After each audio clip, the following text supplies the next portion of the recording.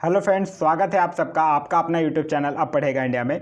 आज हम लोग इस वीडियो में देखेंगे जो हम लोगों ने ट्यूटोरियल करंट अफेयर वार्षिकांक बुक से जो प्रैक्टिस सेट चला रहे हैं, उस प्रैक्टिस सेट के क्रम में आज हमारा प्रैक्टिस सेट नंबर 3 होगा। इससे पहले ऑलरेडी 2 प्रैक्टिस सेट अपलोडेड है। अगर आप नहीं देखें तो जाकर प्लेलिस्ट से देख सकते हैं। प्लेलिस्ट में एक फोल्डर बना हुआ है ट्यूटोरियल वार्षिकांक 2021, उसमें आपको पिछले के दोनों सेट्स और जो हम लोगों ने टॉपिक वाइज भी जो वीडियो जो स्टार्ट कर रखा है वो सारे आप लोगों को वहाँ प्लेलिस्ट में मिल जाएगा। तो चलिए अब बढ़ते हैं अपने क्वेश्चंस की तरफ। आज का जो हमारा पहला क्वेश्चन है वो यह कह रहा है कि रूस के नौसेना दिवस में भाग लेने के लिए कौन सा जहाज जो है वो सेंट पीटर्सबर्ग गया था। तो ये कौन गया था? ये गया था INS तबर। तो इस क्वेश्चन का जो सही आंसर होगा वो होगा ऑप्शन नंबर बी, INS तबर। याद रखिएगा, इसमें भारतीय नौसेना के जो चीफ हैं एडमिरल करमबीर सिंह वो भी शामिल हुए थे। नेक्स्ट कह रहा है भारतीय नौसेना प्रोजेक्ट सी बर्ड के तहत अपना सबसे बड़ा नेवल बेस कहाँ बना रही है। तो अपना सबसे बड़ा नेवल बेस जो है वो कारवार कर्नाटक में बना रही है। तो इस क्वेश्चन का सही आंसर होगा वो होगा ऑप्शन नंबर बी। देखिए, सी बर्ड प्रोजेक्ट की अगर बात करते हैं तो सी बर्ड परियोजना जो है वो भारत की सबसे बड़ी एक नौसैनिक बुनियादी ढांचा परियोजना है। 2011 में शुरू किया गया था यह प्रोजेक्ट, जिसके दूसरे चरण के तहत भारत के पश्चिमी तट पर कर्नाटक के कारवार में एक नौसैनिक अड्डे का निर्माण किया जा रहा है। और इस चरण के पूर्व होने पर यह नौसेना अड्डा जो है वो भारतीय नौसेना का पश्चिमी तट पर अवस्थित सबसे बड़ा तथा सुएज नहर के पूर्व में सबसे बड़ा नौसेना अड्डा जो है वो बन जाएगा। नेक्स्ट कह रहा है भारत के नए लेखा महानियंत्रक कौन बने। लेखा महानियंत्रक यानी CGA की बात कर रहा है। CGA बने हैं दीपक दास। तो इस क्वेश्चन का सही आंसर होगा वो होगा ऑप्शन नंबर सी। अच्छा, वही अगर आपसे CAG पूछ ले, मतलब नियंत्रक एवं महालेखक परीक्षक पूछ ले, तो वो अभी 14 में है, जिनका नाम है गिरीश चंद्र मुर्मू। नेक्स्ट क्वेश्चन कह रहा है कि गलवान घाटी में शहीद कर्नल बिकुमल्ला संतोष बाबू को किस राष्ट्रीय पुरस्कार से नवाजा गया है। तो इनको जो है वो महावीर चक्र से नवाजा गया है। तो इस क्वेश्चन का सही आंसर होगा वो होगा ऑप्शन नंबर ए, महावीर चक्र। महावीर चक्र जो है वो भारत का युद्ध के समय वीरता का पदक है और यह सम्मान जो है वो सैनिकों और असैनिकों को असाधारण वीरता या प्रकट शूरता या बलिदान के लिए दिया जाता है। यह जो है वो मरणोपरांत भी दिया जा सकता है। और वरीयता क्रम में अगर बात करते हैं तो वरीयता क्रम में यह जो है वो परमवीर चक्र के बाद आता है। नेक्स्ट क्वेश्चन कह रहा है कि भारत तथा ब्रिटेन का संयुक्त अभ्यास कोंकण जो है वो कोंकण में किस भारतीय जहाज ने हिस्सा लिया था। तो कोंकण में वही लिया था INS तबर। तो इस क्वेश्चन का जो सही आंसर होगा वो होगा option number B, INS Tabar. Konkan जो है वो एक नौसेना अभ्यास है जो कि इंग्लैंड के पोर्ट्समाउथ में आयोजन इसका जो है वो किया गया था। नेक्स्ट क्वेश्चन कह रहा है कि लद्दाख को जैविक कृषि संपन्न बनाने के लिए लद्दाख ने किस राज्य से समझौता किया है। तो लद्दाख जो है वो सिक्किम से समझौता किया है। सिक्किम आप लोगों को याद ही होगा कि ये 100% जैविक क्षेत्र घोषित राज्य है। एक क्वेश्चन अभी इंपॉर्टेंट है, वो याद रखिएगा कि 100% जैविक क्षेत्र घोषित वाला केंद्र शासित प्रदेश कौन है। तो वो केंद्र शासित प्रदेश है लक्षद्वीप। और अगर राज्यों में बात करेगा तो है सिक्किम। और सिक्किम के साथ समझौता किया है लद्दाख अपने आप को जैविक कृषि संपन्न बनाने के लिए। क्लियर है? चलिए नेक्स्ट कह रहा है कि इटली में आयोजित होने वाली G20 शिखर सम्मेलन 2021 में भारत के शेरपा कौन होंगे। तो वो होंगे पीयूष गोयल। तो इस क्वेश्चन का सही आंसर होगा वो होगा ऑप्शन नंबर डी। इससे पहले 2020 का G20 शिखर सम्मेलन का आयोजन जो है वो सऊदी अरबिया के ये में किया गया है, अध्यक्षता में। नेक्स्ट कह रहा है विशिष्ट शिल्प कलाओं एवं उत्पादों को प्रोत्साहित करने के लिए किस राज्य सरकार ने एक जिला एक उत्पाद अभियान शुरू किया है। तो एक जिला एक उत्पाद अभियान शुरू किया है उत्तर प्रदेश सरकार ने। तो इस क्वेश्चन का सही आंसर होगा वो होगा option number A, Uttar Pradesh. Uttar Pradesh की अन्य भी कुछ योजनाएं याद रखिएगा, जैसे उत्तर प्रदेश मातृभूमि योजना, माई गवर्नमेंट मेरी सरकार पोर्टल, थैला बैंक योजना, नवीन रोजगार छतरी योजना, बाल श्रमिक विद्या योजना, ये सब योजनाएं जो हैं वो उत्तर प्रदेश से संबंधित हैं। नेक्स्ट क्वेश्चन कह रहा है कि अंतर्राष्ट्रीय मुद्रा कोष यानी कि IMF के अनुसार वित्त वर्ष 2021-22 में भारत का GDP ग्रोथ रेट कितना प्रतिशत रहेगा। तो यह रहेगा 9.5%। तो इस क्वेश्चन का सही आंसर होगा वो होगा ऑप्शन नंबर डी।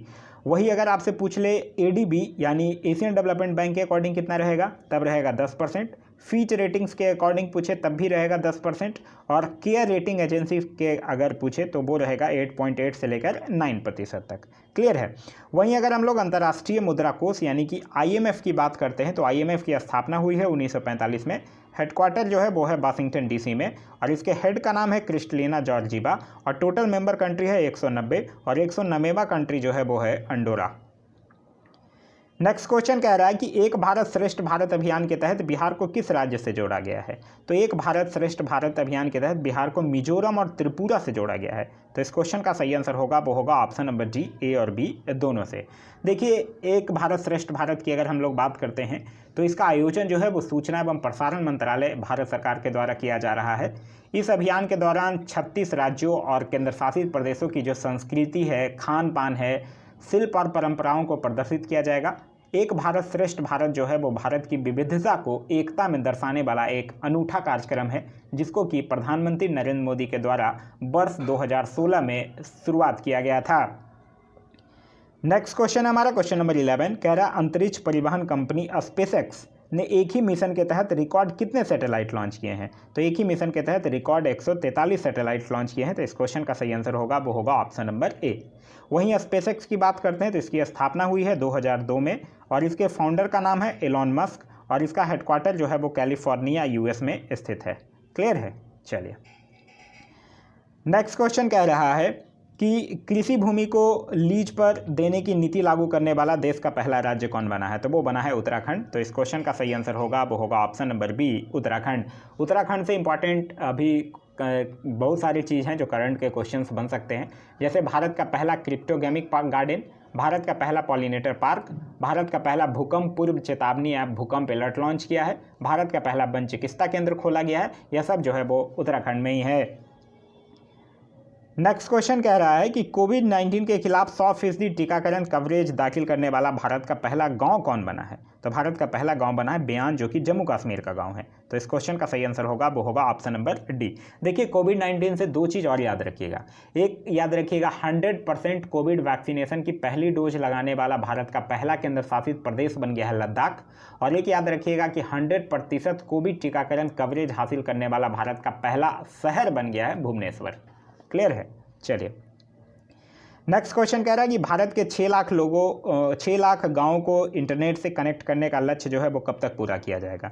तो यह जो है वो 2024 तक। तो इस क्वेश्चन का सही आंसर होगा वो होगा ऑप्शन नंबर बी, 2024 तक। 2024 तक भारत सरकार के अन्य भी कुछ लक्ष्य रखे गए हैं, जैसे कि डिजिटल रेडियो इंडिया लॉन्च करने का लक्ष्य, हर घर में नल से जल यानी स्वच्छ जल की आपूर्ति करने का लक्ष्य और सड़क दुर्घटनाओं से होने वाली मौतों में कम से कम 50% तक कम करने का लक्ष्य। ये सब लक्ष्य भी जो है वो भारत सरकार का 2024 तक ही है। नेक्स्ट कह रहा है कि राष्ट्रीय हथकरघा दिवस जो है वो कब मनाया जाता है। तो राष्ट्रीय हथकरघा दिवस जो है वो 7 अगस्त को मनाया जाता है। तो इस क्वेश्चन का सही आंसर होगा वो होगा ऑप्शन नंबर ए, 7 अगस्त। अगस्त में कुछ अन्य भी इंपॉर्टेंट डेज हैं, जैसे 12 अगस्त को अंतर्राष्ट्रीय युवा दिवस और विश्व हाथी दिवस मनाया जाता है, 20 अगस्त को सद्भावना दिवस और 29 अगस्त को राष्ट्रीय खेल दिवस जो है वो मनाया जाता है। नेक्स्ट क्वेश्चन कह रहा है कि भारत सरकार ने प्रत्यक्ष और अप्रत्यक्ष टैक्स आप लोगों को पता ही होगा। प्रत्यक्ष टैक्स उसको बोलते हैं जिसका कि मौद्रिक तथा वास्तविक बोझ जो है वो उसी व्यक्ति पर पड़ता है जिस पर सरकार कर लगाती है, और अप्रत्यक्ष टैक्स उसको कहते हैं जिस करों के जो वास्तविक बोझ है उसको विवर्तित किया जा सकता है, उसको अप्रत्यक्ष कर कहा जाता है। तो यहाँ क्वेश्चन आपसे पूछ रहा है कि भारत सरकार ने प्रत्यक्ष और अप्रत्यक्ष टैक्स से जुड़े मामलों के लिए गठित समिति का अध्यक्ष किन्हें बनाया है। तो वो बनाया है आशीष सिंह घोंकर को। तो इस क्वेश्चन का सही आंसर होगा वो होगा option number A. Next question कह रहा है कि चंडीगढ़ की वयोवृद्ध मानकौर का निधन हो गया है, वो किस क्षेत्र से संबंध रखते थे। तो चंडीगढ़ के वयोवृद्ध मानकौर का निधन हो गया, वो किस क्षेत्र से संबंध रखते थे, एथलीट से। तो इस क्वेश्चन का जो सही आंसर होगा वो होगा ऑप्शन नंबर सी, एथलीट से। वहीं अगर हम लोग चंडीगढ़ की बात करते हैं तो चंडीगढ़ से कुछ चीज़ें याद रखिएगा। चंडीगढ़ में भारत का पहला एम्प्यूरी क्लिनिक की शुरुआत की गई है, भारत का पहला डॉग पार्क खोला गया है और भारत के सबसे ऊंचे एयर प्यूरीफायर टावर का निर्माण भी जो है वो चंडीगढ़ में ही किया गया है। नेक्स्ट क्वेश्चन है हमारा क्वेश्चन नंबर 18, कह रहा है कि ऑस्ट्रेलियन ओपन टेनिस खिताब 2021 का महिला एकल विजेता कौन बनी है। ऑस्ट्रेलियन ओपन की बात कर रहा है तो ऑस्ट्रेलियन ओपन की महिला एकल की विजेता बनी है नाओमी ओसाका, जो कि जापान की हैं, और वो जेनिफर बैडरी जो कि यूएसए की हैं, उनको हराकर यह खिताब जीती हैं। तो इस क्वेश्चन का सही आंसर होगा वो होगा option number D, Naomi Osaka. अच्छा, अगर आपसे यही पूछ ले कि पुरुष एकल कौन जीता है, तो ऑस्ट्रेलियन ओपन का पुरुष एकल जीते हैं नोवाक जोकोविक, जो कि सर्बिया के हैं। वो डेनियल मेदवेदेव रूस को हराकर यह खिताब जो है वो अपने नाम किया है। नेक्स्ट क्वेश्चन कह रहा है कि हाल ही में प्रकाशित अनफिनिश्ड पुस्तक में किसकी आत्मकथा का वर्णन है। तो अनफिनिश्ड पुस्तक में प्रियंका चोपड़ा की आत्मकथा का विवरण है। तो इस क्वेश्चन का सही आंसर होगा वो होगा option number B, Priyanka Chopra. Next question कह रहा है कि भारत के 72वें गणतंत्र दिवस समारोह में बेस्ट झांकी का पुरस्कार जो है वो किस राज्य को मिला है। तो बेस्ट झांकी का पुरस्कार जो है वो उत्तर प्रदेश को मिला है। तो इस क्वेश्चन का सही आंसर होगा वो होगा option number A, Uttar Pradesh. अभी गणतंत्र दिवस 2021 की कुछ खास बातें और भी याद रखिएगा। जैसे आईटीबीपी के जो जवान हैं वो 17,000 फीट की ऊंचाई पर गणतंत्र दिवस मनाया है।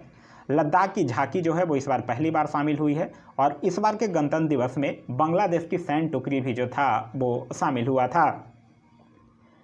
नेक्स्ट क्वेश्चन कह रहा है कि संस्कृति मंत्रालय ने किनकी जयंती पर हर वर्ष 23 जनवरी को पराक्रम दिवस मनाने की घोषणा की है। तो 23 जनवरी को किनकी जयंती आती है, वो आती है सुभाष चंद्र बोस की। तो इस क्वेश्चन का सही आंसर होगा वो होगा ऑप्शन नंबर सी, सुभाष चंद्र बोस। आप लोगों को याद होगा सुभाष चंद्र बोस का जो जन्म है वो 23 जनवरी 1897 में कटक में हुआ था और इनकी मृत्यु जो है वो 18 अगस्त 1945 को हो गई थी। वहीं अगर हम लोग संस्कृति मंत्रालय की बात करते हैं तो संस्कृति एवं पर्यटन मंत्री अभी हैं जी किशन रेड्डी। नेक्स्ट क्वेश्चन कह रहा है कि भारत सरकार 850 मेगावाट क्षमता का रताले हाइड्रो इलेक्ट्रिक परियोजना का निर्माण जो है वो किस नदी पर कर रहा है। तो यह किस नदी पर इसका निर्माण किया जा रहा है, यह किया जा रहा है चिनाब नदी, जो कि एक सिंधु की सहायक नदी है। तो इस क्वेश्चन का सही आंसर होगा वो होगा ऑप्शन नंबर जी। और कहाँ किया जा रहा है, तो जम्मू कश्मीर के किश्तवाड़ जिले में चिनाब नदी पर किया जा रहा है। इसकी लागत जो है वो 5,281.94 करोड़ है और इसका निर्माण जो है वो NHPC, ठीक है, NHPC और Jammu Kashmir state power development corporation के द्वारा किया जा रहा है, जिसमें NHPC की भागीदारी है 51% और Jammu and Kashmir state power development corporation की भागीदारी है 49%। नेक्स्ट क्वेश्चन कह रहा है कि भारत सरकार के नए सहकारिता मंत्री जो हैं वो कौन बने हैं। तो नए सहकारिता मंत्री बने हैं अमित शाह। अमित शाह के साथ दो मंत्रालय है, एक गृह मंत्री हैं और साथ ही साथ वो सहकारिता मंत्री भी हैं। वहीं अगर हम लोग और ऑप्शंस की अगर बात करते हैं, जितेंद्र सिंह की अगर बात करते हैं तो जितेंद्र सिंह जो हैं वो विज्ञान प्रौद्योगिकी और पृथ्वी विज्ञान मंत्रालय के स्वतंत्र प्रभाव के राज्य मंत्री हैं। वहीं अगर राव इंद्रजीत की बात करते हैं तो ये सांख्यिकी एवं कार्यक्रम कार्यान्वयन मंत्रालय के स्वतंत्र प्रभाव के राज्य मंत्री हैं। और अगर पुरुषोत्तम रूपाला की बात करते हैं तो यह डेयरी पशुपालन और मत्स्य पालन मंत्री हैं। नेक्स्ट क्वेश्चन कह रहा है कि विदेश मंत्री एस जयशंकर ने जुलाई माह में महात्मा गांधी की प्रतिमा का अनावरण जो है वो किस देश में किया है। तो यह किया है जॉर्जिया में। तो इस क्वेश्चन का सही आंसर होगा वो होगा ऑप्शन नंबर ए, जॉर्जिया में। जॉर्जिया जो है वो पूर्वी यूरोप में स्थित एक देश है जिसकी राजधानी है तिब्लिसी। एक चीज़ याद रखिएगा, जॉर्जिया में तो इन्होंने किया ही है एस जयशंकर ने, साथ ही साथ जो रूस में मॉस्को है, मॉस्को में भी जो भारतीय दूतावास परिसर है उसमें भी महात्मा गांधी का प्रतिमा का अनावरण किया है एस जयशंकर ने, ध्यान रखिएगा। नेक्स्ट क्वेश्चन कह रहा है कि एस्टोनिया की पहली महिला प्रधानमंत्री कौन बनी है। तो एस्टोनिया क्या है, एक यूरोप का देश है जिसकी पहली प्रधानमंत्री बनी है काजा कलास। और अगर यहाँ के राष्ट्रपति की बात करते हैं तो राष्ट्रपति का नाम है एलर कॉरिस। नेक्स्ट क्वेश्चन कह रहा है कि साहित्य अकादमी पुरस्कार 2020 हिंदी भाषा के लिए अनामिका को किस किताब के लिए मिला है। तो इनको किस किताब के लिए दिया गया है, इनको दिया गया है टोकरी में दिगंत के लिए। तो इस क्वेश्चन का जो सही आंसर होगा वो होगा ऑप्शन नंबर बी, टोकरी में दिगंत के लिए इनको दिया गया है। देखिए साहित्य अकादमी पुरस्कार अगर आपसे पूछे 2020 अंग्रेजी भाषा में अगर पूछे तो अरुंधति सुब्रमण्यम को मिला है, उनकी एक कविता है when God is a traveller, उसके लिए। हिंदी भाषा में तो अभी हम लोगों ने देखा अनामिका को मिला है, कविता है एक टोकरी में दिगंत, उसके लिए। संस्कृत भाषा की अगर पूछे तो महेश चंद्र शर्मा गौतम को मिला है उनके उपन्यास वैशाली के लिए। और अगर उर्दू की बात करें तो उर्दू में मिला है हुसैन उल हक को उनके उपन्यास अमावस में ख्वाब के लिए। क्लियर है। नेक्स्ट क्वेश्चन कह रहा है कि भारत ने किस देश के साथ मिलकर दस्तलिक सेकंड युद्धाभ्यास जो है वो किया है। तो यह किसके साथ किया है, उज्बेकिस्तान के साथ। तो इस क्वेश्चन का जो सही आंसर होगा वो होगा ऑप्शन नंबर बी, उज्बेकिस्तान के साथ। यह जो है वो थल सेना का एक अभ्यास है जो कि उत्तराखंड के रानीखेत में हुआ है। वहीं उज्बेकिस्तान की अगर बात करते हैं तो यह एक मध्य एशिया का देश है जिसकी राजधानी है ताशकंद। नेक्स्ट क्वेश्चन कह रहा है कि वैश्विक शांति सूचकांक 2021 में भारत का स्थान कितना है। तो 2021 में भारत का स्थान जो है वो है 135। अच्छा, अगर 2020 पूछ ले तब 2020 में था 133, ध्यान रखिएगा। ठीक है। पहले नंबर पे कौन है, पहले नंबर पर है आइसलैंड और इसको जारी करता कौन है, institute for economic and peace. Next question कह रहा है कि भारत का पहला परमाणु मिसाइल और हथियारों को ट्रैक करने वाला पोत कौन है? तो वो है INS ध्रुव। तो इस क्वेश्चन का जो सही आंसर होगा वो होगा option number A, INS Dhruv. INS ध्रुव जो है वो लंबी दूरी पर परमाणु मिसाइलों को ट्रैक करने में सक्षम है, जो कि इसे पाकिस्तान और चीन से लॉन्च की गई बैलिस्टिक मिसाइलों द्वारा हमलों की प्रारंभिक चेतावनी प्रदान करने में भी उपयोगी बनाता है। नेक्स्ट क्वेश्चन कह रहा है कि सी ब्रेकर मिसाइल किस देश की 5वीं पीढ़ी की मिसाइल है? तो सी ब्रेकर जो है वो इजराइल की 5वीं पीढ़ी की मिसाइल है। तो इस क्वेश्चन का सही आंसर होगा वो होगा ऑप्शन नंबर बी, इजराइल। सी ब्रेकर जो है वो 300 किलोमीटर की सीमा तक समुद्र और भूमि के लक्ष्य को सटीक रूप से लक्षित कर सकती है। वहीं इजराइल की बात करते हैं तो इजराइल के प्रधानमंत्री हैं नफ्ताली बेनेट। इजराइल के राजधानी है यरूशलेम और यहाँ का मुद्रा है इजरायली शेकेल। नेक्स्ट क्वेश्चन कह रहा है भारत के 69 में शतरंज ग्रैंड मास्टर कौन बने हैं? तो ये महाराष्ट्र के एक 20 वर्षीय शतरंज खिलाड़ी हैं जिनका नाम है हर्षित राजा। तो इस क्वेश्चन का सही आंसर होगा वो होगा ऑप्शन नंबर सी।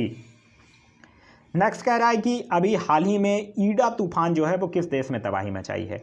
तो ईडा तूफान जो है वो अमेरिका में तबाही मचाया है। तो इस क्वेश्चन का जो सही आंसर होगा वो होगा option number C, America.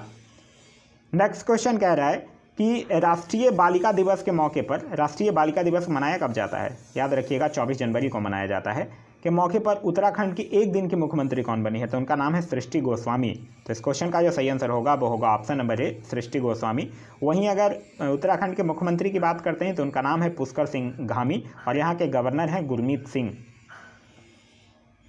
Next question कह रहा है कि भारत सरकार ने सार्वजनिक उद्यम विभाग को भारी उद्योग मंत्रालय से हटाकर किस मंत्रालय के अंतर्गत रखा है? तो इसको अब वित्त मंत्रालय के अंतर्गत कर दिया गया है। तो इस क्वेश्चन का सही आंसर होगा वो होगा ऑप्शन नंबर सी, वित्त मंत्रालय। वित्त मंत्रालय के मंत्री हैं निर्मला सीतारमन। नेक्स्ट क्वेश्चन कह रहा है कि नीट यूजी 2021 परीक्षा के आयोजन में किन किन भाषाओं को शामिल कर लिया गया है? तो अब शामिल कर लिया गया पंजाबी और मलयालम को। तो इस क्वेश्चन का तो सही आंसर है ऑप्शन नंबर ए, 1 और 2। देखिए याद रखिएगा नीट का फुल फॉर्म जो है वो है नेशनल एलिजिबिलिटी एंट्रेंस टेस्ट और अब जो नीट है वो 13 भाषाओं में होने लगेगी। इससे पहले 11 भाषाओं में होती थी लेकिन 2 भाषाओं को जोड़ लिया गया, पंजाबी और मलयालम। तो अब नीट जो है वो 13 भाषाओं में नीट की परीक्षा जो है वो संपन्न होगी। नीट की परीक्षा जो है वो 13 भाषाओं जो कि है हिंदी, पंजाबी, असमिया, बंगाली, उड़िया, गुजराती, मराठी, तेलुगु, मलयालम, कन्नड़, तमिल, उर्दू और अंग्रेजी। नेक्स्ट कह रहा है कि केंद्र सरकार ने किन स्थानों पर वाणिज्यिक और रणनीतिक उद्देश्यों के लिए कच्चे तेल के भंडारण के लिए भूमिगत सुविधाओं की मंजूरी दी है?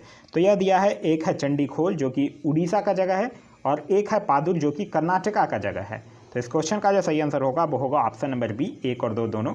वहीं अगर हम लोग कच्चा तेल की बात करते हैं तो कच्चा तेल के उत्पादन में सबसे अग्रणी देश जो है वो है अमेरिका और सबसे अग्रणी राज्य है राजस्थान। नेक्स्ट कह रहा है जापान का प्रतिष्ठित पुरस्कार फुकुओका ग्रैंड पुरस्कार 2021 से किसे सम्मानित किया गया है?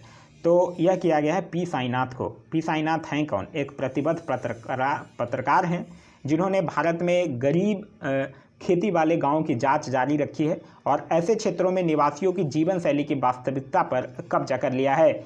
जापान के फुकुओका शहर और फुकुओका सिटी इंटरनेशनल फाउंडेशन के द्वारा यह पुरस्कार जो है वो फुकुओका ग्रैंड पुरस्कार 2021 जो है वो किसी व्यक्तियों और संगठनों को एशियाई संस्कृति के संरक्षण में उनके काम के लिए दिया जाता है। तो इस क्वेश्चन का तो सही आंसर है option number D, P Sainath. Next question कह रहा है कि केन्या में आयोजित अंडर 20 विश्व एथलीट चैंपियनशिप में भारत ने कुल कितने पदक जीते हैं? तो यह केन्या की राजधानी नैरोबी में अभी आयोजित हुआ था अंडर 20 विश्व एथलीट चैंपियनशिप, जिसमें भारत जो है वो 3 पदक जीता है। तो इस क्वेश्चन का सही आंसर होगा वो होगा option number A, 3। Next question कह रहा है कि जापान में आयोजित टोक्यो ओलंपिक 2020 का शुभांकर क्या था? तो शुभांकर था मिराई तोबा। तो इस क्वेश्चन का सही आंसर होगा वो होगा ऑप्शन नंबर बी, मिराई तोबा।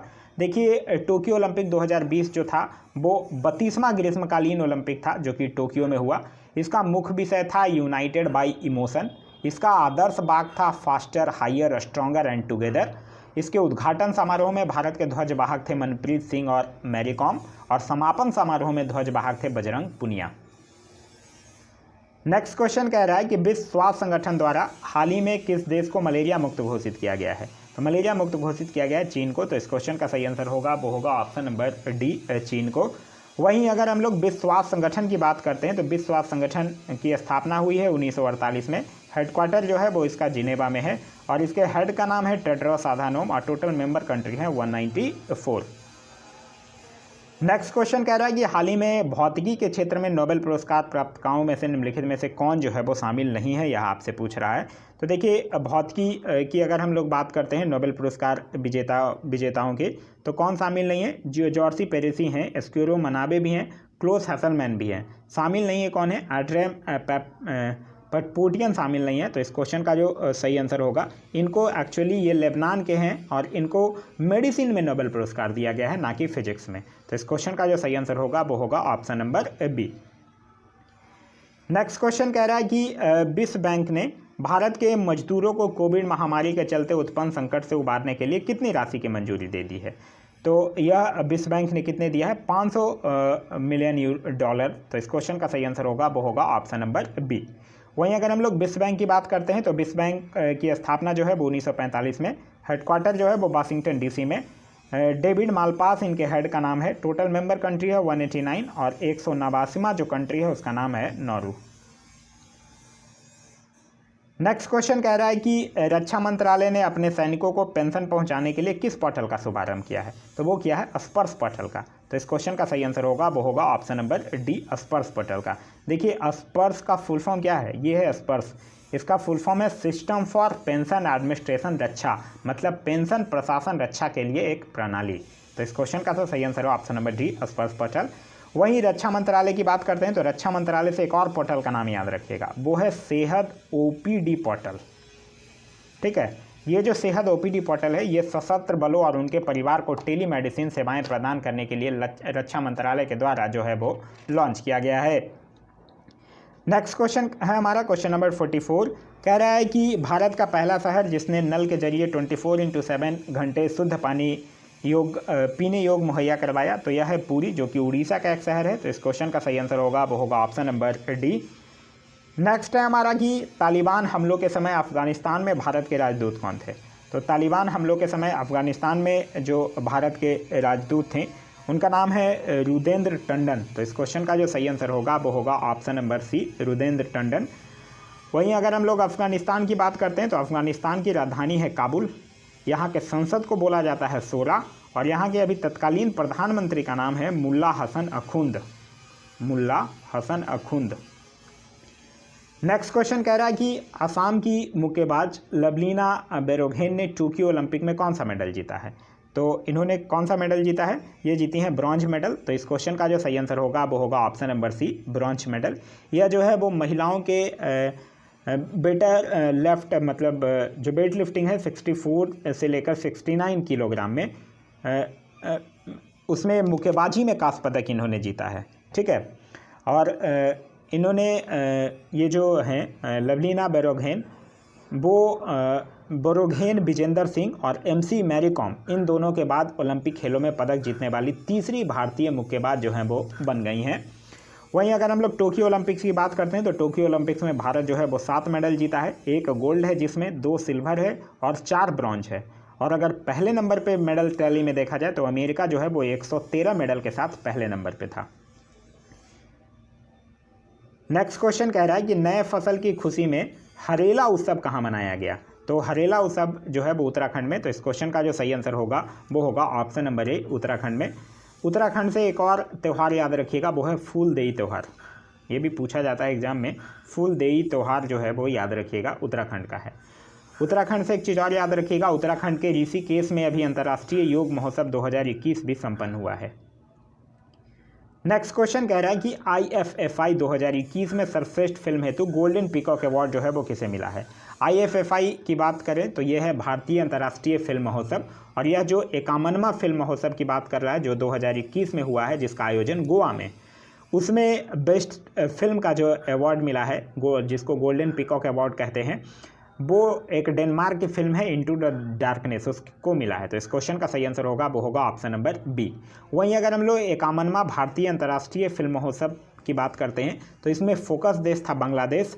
सर्वश्रेष्ठ अभिनेता का अवार्ड जो मिला है वो तुजू चुआन लियू को मिला है और सर्वश्रेष्ठ अभिनेत्री का अवार्ड जो है वो जोफिया अस्टाफिएज को मिला है और Indian personality of the year का अवार्ड जो है वो विश्वजीत चटर्जी को दिया गया है। नेक्स्ट क्वेश्चन है हमारा क्वेश्चन नंबर 49। क्वेश्चन नंबर 49 कह रहा है कि भारत का सबसे बड़ा सोलर पार्क जिसका क्षमता 9750 मेगावाट है वो कहाँ बनेगा? तो यह बनेगा गुजरात के कच्छ में। तो इस क्वेश्चन का सही आंसर होगा वो होगा ऑप्शन नंबर बी। वहीं गुजरात की बात करते हैं तो गुजरात से याद रखिएगा भारत की पहली सी प्लेन की शुरुआत भी जो है वो गुजरात में किया गया है। नेक्स्ट क्वेश्चन हमारा क्वेश्चन नंबर 50 कह रहा है संयुक्त राष्ट्र महासभा ने किस वर्ष को मोटे अनाज का अंतर्राष्ट्रीय वर्ष घोषित किया है? तो यह किया है 2023 को। तो इस क्वेश्चन का जो सही आंसर होगा वो होगा ऑप्शन नंबर सी 2023 को।